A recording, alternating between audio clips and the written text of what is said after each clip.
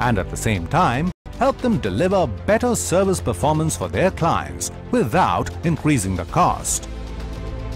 Ifan has taken the initiative to lead the change and facilitate a paradigm shift from the current sales-based advice to a more effective, advice-based sales model in the financial services sector. Ifan.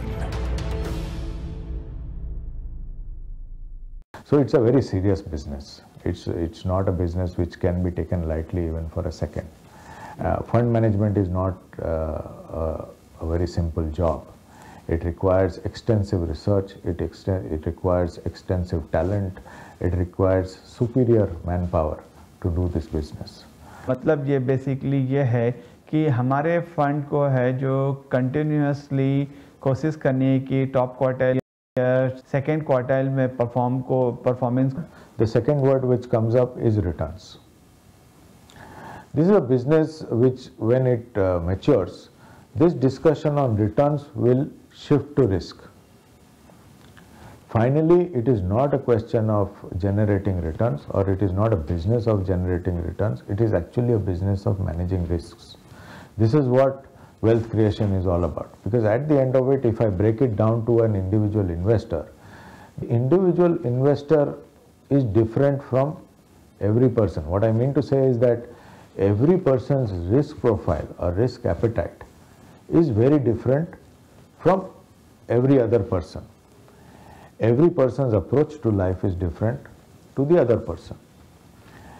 At the end of the day, the mature person is one who knows what he can do and, more important, what he cannot do. And if you project that to any business, it is the same philosophy. Every business should know what they can do and what they cannot do. Once this is clear, everything falls into place when it comes to corporate governance and risk management. अगर हमें पता ही करना ही नहीं है, तो कभी करेंगे भी नहीं. And it's not a gray line, it's a thick black line of what you will not do. If you know what not to do perpetually, there is nothing that can happen to any business globally, not only in India. And that is what we are very clear of. I mean, we are very fortunate to be parented by our global office in Korea. And as an Indian, what I must tell you, or be very honest in confessing, that the beauty of the Koreans is they are very clear about the yes and no's. And as an Indian working here for around 5.5, 6 years now, I have also aligned to that. You know, either it's a yes or a no. And when you follow that simple philosophy and project that to your own life, also life becomes very easier. You know, it's a very tough thing to look at everything from a yes-no perspective. Sometimes emotions come in your way, but the job is to keep the emotions out. And that is why if we keep it at a yes-no level, you are very strong on corporate governance, you are also very strong in your risk management level. Without ethics, you can't run a business for a long period of time. You have to have a certain basic, I would say the basic characteristic, or which we call a character of a person, is the ethics of a company actually. So the businesses has to be ethical, and if you don't comply with all the rules and regulation in principle and in your day-to-day behavior, you can't be very successful. And if you want to make your company an institution, so you have to be ethical. This ambition to become an institution in India, so we have a very good business standard which we are following. Right from we have a very good independent board of director, the board of trustees, which monitors the day-to-day function of the organization, and then we have the certain basic rules and filters while selecting a company, the trade execution, and which all we follow very ethically. In terms of risk management, definitely as I said, risk management बहुत ज़्यादा important होता है किसी भी company के long term success के लिए. यदि approach and individual stock selection and उसका weightages, liquidity, right, ये सब का important जो हमारी कंपनी जो है डे टू डे इस पे मॉनिटर करती है, और being global fund house present in 19 countries, ये हमारे यहाँ पे ग्लोबल प्लेटफॉर्म पे जो है हमारे पोर्टफोलियो की मॉनिटरिंग होती है।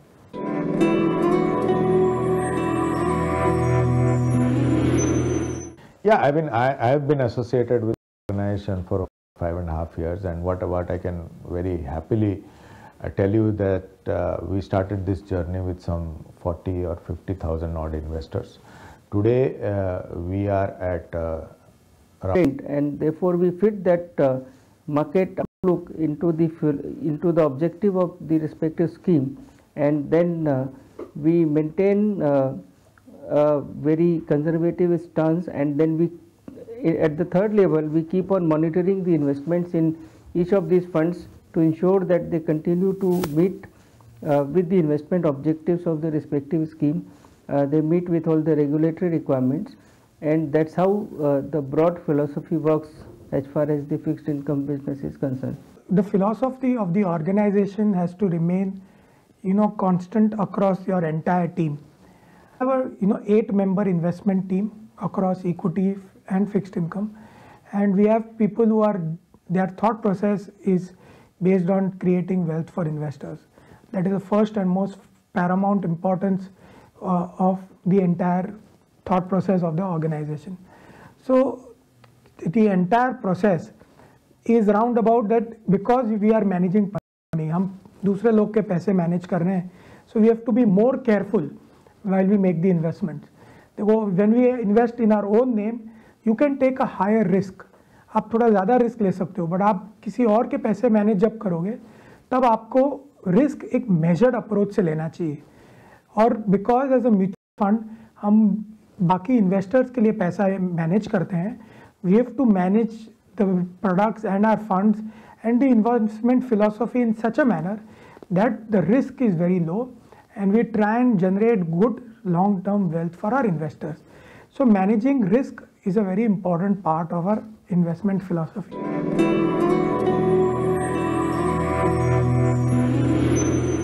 See, as a CEO, you are responsible to two sides of the business. One is internal and the other is the external. This is a business of fund management, and when it comes to fund management and the other parts, it's all about people. So one is responsible to the people of the organization, one is responsible for their career progressions, and one is also responsible for keeping them happy in the organization. That is an internal challenge that one has. Every day is a learning. Every day you come and meet people, you learn more about them, and one aspires to meet those challenges. That is one. The other one, which is the core business, and that is a responsibility to investors. And the challenge is to be transparent. The challenge is to be able to communicate what is right at all points of time. We work in markets which are dynamic. There will be good days, there will be bad days. The test comes on communication on your bad days. And I think that's when the role of a CEO becomes more relevant. If we are able to keep consistent communication, whether it's good days or the bad days, a lot of what can I say, gap which happens between the investor and us can be bridged. And I think that's a huge role a CEO can play in any organization, to keep the communication intact both internally and externally. आज के episode में हमने जाना कि इस mutual fund and asset management company का formation कब, कैसे और किन के द्वारा हुआ.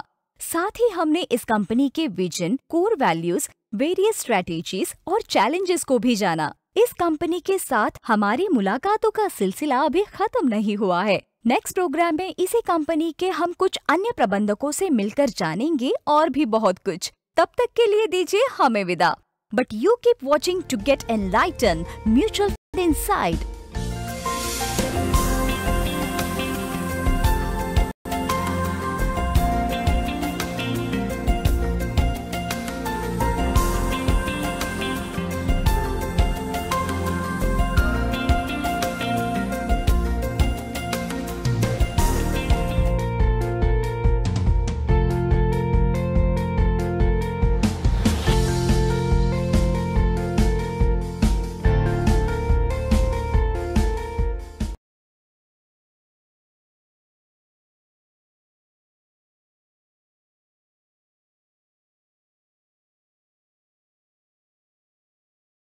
Hello everyone.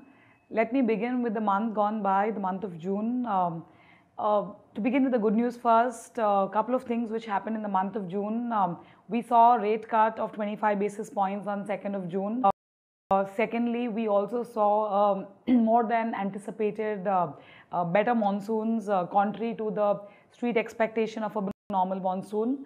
Also, the not so good things for the month of June largely were the heightened volatility that we saw in the fixed income markets.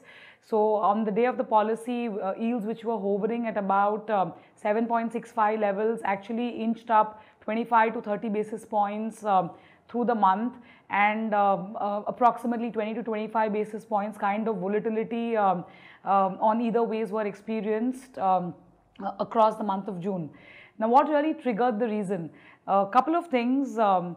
Firstly, the good news of the rate cut on 2nd of June was not really good news for the markets, largely because of the not so perceived dovish statement by the Reserve Banker. The expectation was that the markets were led to believe that the